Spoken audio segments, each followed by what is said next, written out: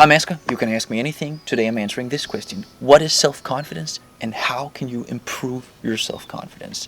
And I'm actually going to give you a technique that I believe you can use effectively to improve your self-confidence. So first of all, this is not a lexical definition of self-confidence, but I believe that self-confidence is the inner feeling you have of how competent you feel.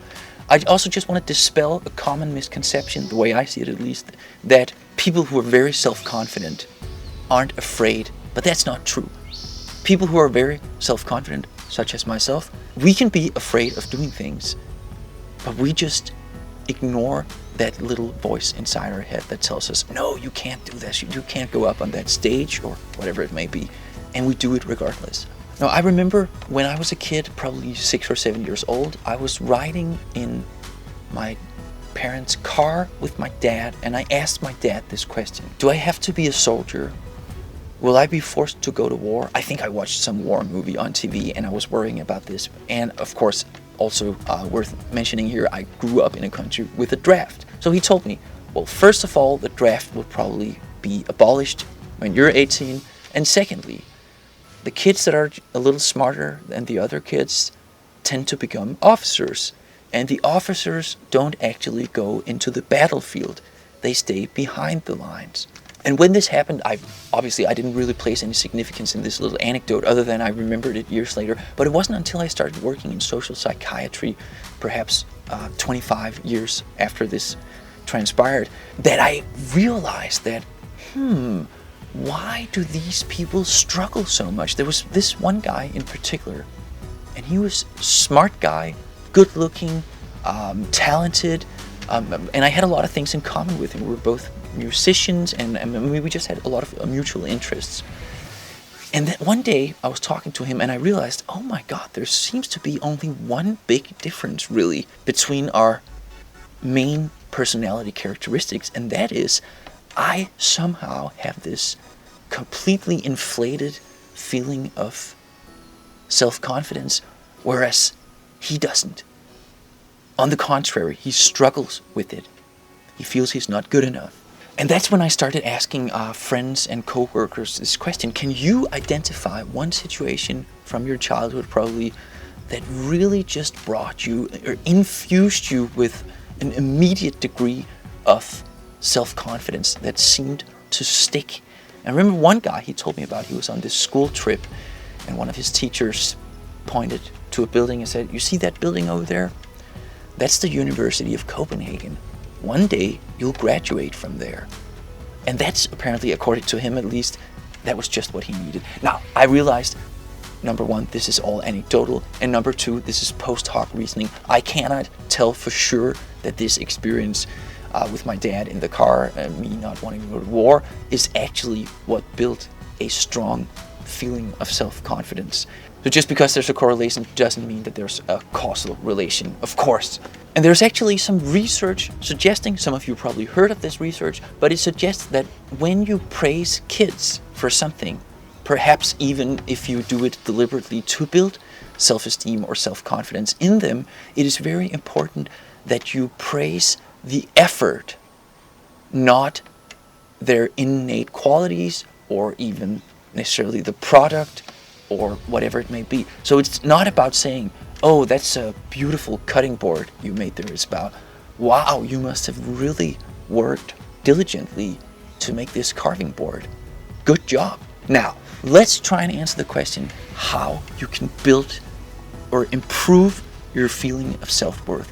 Now, this may be relevant, of course, if you struggle with self-worth, and it also may be relevant if you don't struggle with it, but you just want more self-worth. I already alluded to the fact that I understand self-worth as a feeling, as an inner feeling of competence. Now, in the US, cognitive behavioral therapy is really the number one treatment method for all sorts of issues. And what I like about cognitive behavioral therapy is that it's really just based on that you observe yourself, that there is some type of unwanted behavior or thought pattern perhaps, and we forget about your childhood, we forget about Freud. I mean, we just look at what you're struggling with and then we try to reprogram you, so to speak. So we have a lot of psychologists suggesting this method in the US at least, and we also have many New Age people also suggest this. You know, this idea that you take a mantra and you repeat it on a daily basis. You simply just repeat, I am confident, I believe in myself, etc., etc., in this specific case. But there's a major flaw in this. You can tell yourself 1,000,000 times that you are competent and that you believe in yourself, but if your unconscious mind tells you just the opposite, your body and your brain and your mind, essentially, is just not gonna buy it. But there's actually a hack to this. We can hack this. There's some other research that shows that if people are forced in an artificial situation to argue for some cause or some political ideology, something they don't believe in, or it actually doesn't matter whether they believe in it or not. But if you are given a list with 50 arguments and you are forced to present these arguments, making the case for something, almost everybody who does this end up believing just a little bit in the case that they're arguing for. But it doesn't work unless they're forced to pick the arguments and to understand them and present them. So this gives us a clue as to a hack that we can use to improve our own self-confidence. And that is, number one, instead of making a daily mantra that you don't really believe in, and I'm not even talking about whether you consciously, you may think that you believe in it. I mean, you may think that you believe in the effect of it, but if your unconscious mind is somehow shaped from very early influences in a manner that just goes right against what you're saying, it's never gonna work. But instead of doing this, make a practice where you make arguments. You take specific instances from your life and you make the case that you are indeed competent. Now, an example could be, take something that you did that you really didn't want to do at the time, yet you persevered, you ended up doing it even though you didn't want it to do so. I mean, would an incompetent person do that? No, that is direct evidence that you are in fact competent, and you have to produce as many of these arguments as you possibly can. And if you struggle with this, put yourself in a situation where you have to do something that you believe that only a competent person could pull off. Now you have another argument. Now present the case. I must be competent because we have exhibit A, B, C, D, etc. Only a competent person would be able to do this. Now we're actually using some scientific findings that show us that this is the way to change your belief. There's one more component that you need here, and that is you have to train yourself to not take criticism personally. I often find myself in a situation where I talk to someone, a friend, and if I talk about something I'm struggling with at the moment, could be my YouTube channel or something like that, my conversation partner often reacts with don't be so hard on yourself, Asger. But they don't understand I'm not being hard on myself. I don't perceive it as being hard on myself. I still feel great about myself because I have a high degree of self-confidence. I don't think anyone can take that away from me, at least, I mean, maybe if, some Clockwork Orange scenario might rid me of that, but this is maybe the main reason why you want to work on your self-confidence in the first place, is that you can, even if I did something super stupid, let's say I took out a huge loan yesterday, maxed out my credit cards to buy some cryptocurrency that went down 500% this morning. I would certainly try to learn from that, but I actually think it's almost impossible to learn from your mistakes if you cannot detach yourself from them emotionally. Now, I could have made up all sorts of stories about, oh yeah, but it's not really my fault. It's how could the credit card company even allow me to do this, right? It's their fault. Or it's because I read this article. It's the author of the article's fault, right? You could say that's a sign of the times we live in. I actually believe that's the case. I think I argued for that in my video yesterday.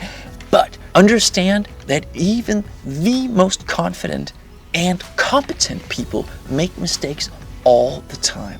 And I'm even going to go as far as to say that sharing your weaknesses with other people and making them understand, I'm just sharing this with you to get a second perspective on it. I want to learn as much as I possibly can from my own mistake here. And that's why I'm sharing it with you.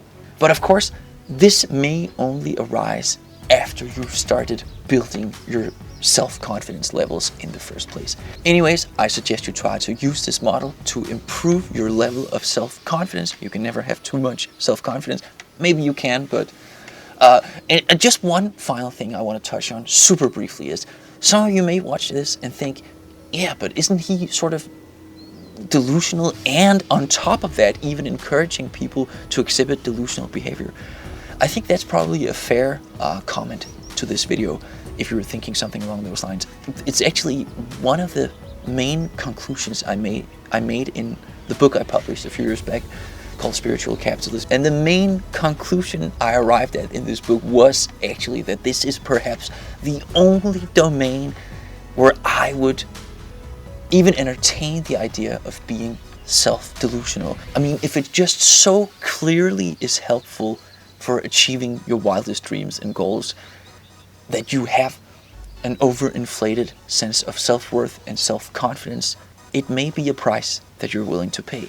That's a topic for another video, one that I will probably do in the near future. Right now, I just want to say thanks for watching this video. If you found it valuable, please subscribe to this channel. It doesn't cost you anything, and I'm Asger. You can ask me anything, and don't hesitate to do so in the comments below. Thanks for watching. You'll see me again tomorrow. Have a good one. Cheers.